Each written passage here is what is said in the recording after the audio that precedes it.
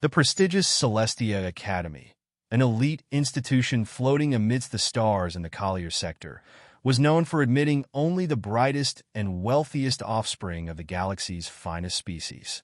For centuries, Colorians, Xenoplians, and even a few prestigious Dravian families sent their children there to receive the finest education and training in galactic diplomacy, advanced sciences, and interspecies culture.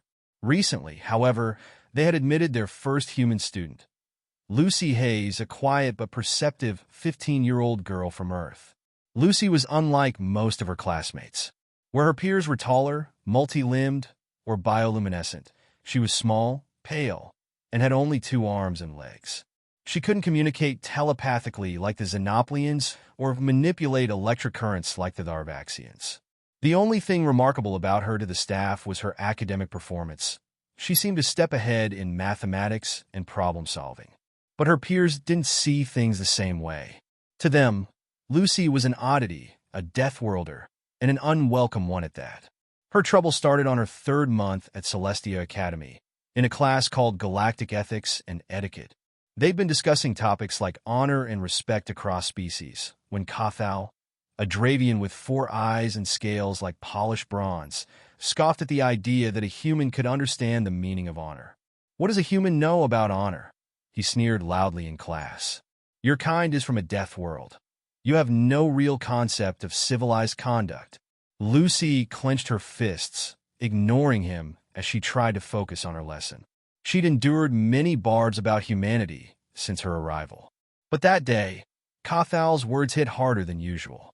Perhaps it was her frustration at being underestimated or the sting of isolation, but she found herself unable to let it go.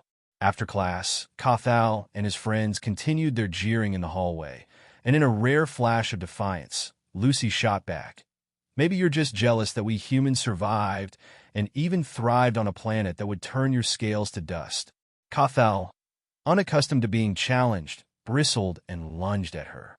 She dodged, and a scuffle broke out before instructors quickly intervened. While Lucy had only defended herself, her swift movements had startled the aliens. The fight left Cathal embarrassed, his pride wounded, and his family furious. They demanded action. The Celestia Academy board convened a special disciplinary hearing. Dean Rilvek, a towering Colorian with gossamer wings and a deep aversion to conflict, viewed the incident with distaste. "I'm sorry, Lucy," he said, his multifaceted eyes showing disappointment. "But aggression, especially among peers, is not tolerated here. It goes against the Academy's principles. We cannot have you disrupting the harmony of our institution." Lucy sat there, heart pounding. "Dean, I only defended myself. Cathal started it." "Regardless," Dean Rilvek interjected, "Celestia Academy's reputation must remain pristine.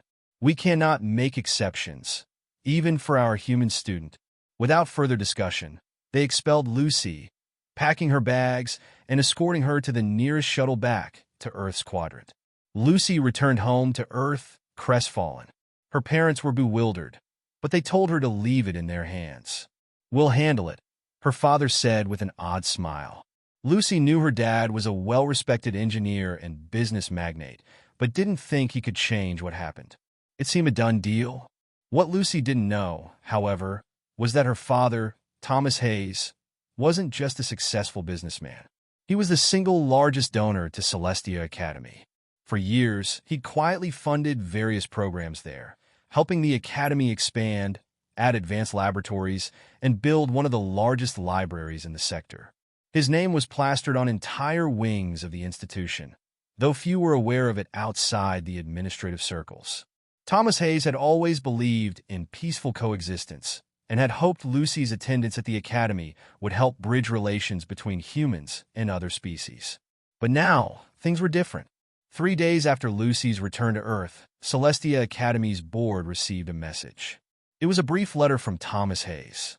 To the Celestia Academy board, "I was deeply disappointed to learn of my daughter Lucy's expulsion. It seems the Academy values appearances over truth and fairness. Since my family and I have contributed significantly to your institution with the hope of fostering genuine interspecies harmony, it pains me to inform you that I am immediately retracting my funding. Furthermore, I will be pursuing legal avenues to ensure the funds are redistributed to institutions more in line with the values of tolerance and equity. Warm regards, Thomas Hayes.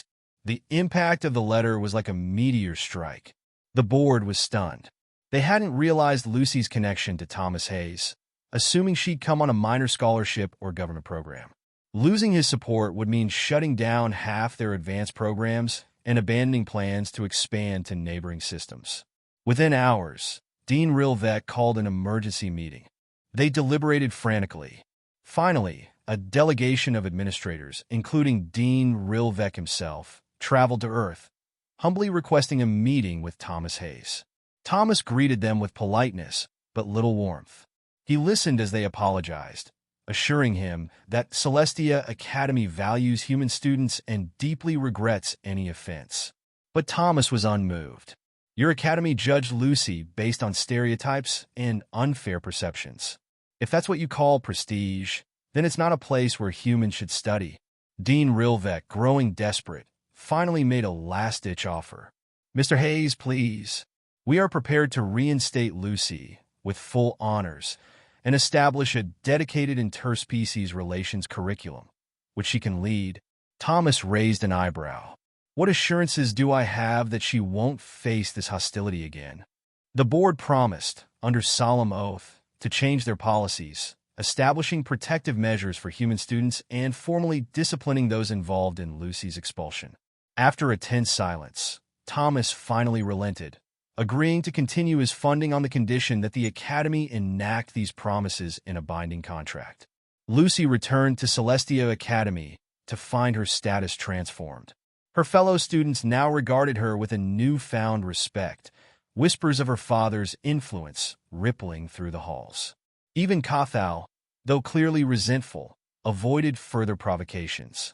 And true to their word, the Academy set up the Lucy Hayes Center for Interspecies Relations, a program focused on celebrating diversity and fostering understanding.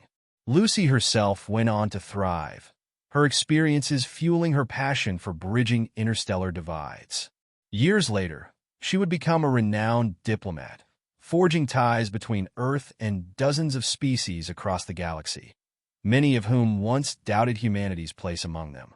And though it took time, Celestia Academy finally became the beacon of tolerance it had long claimed to be.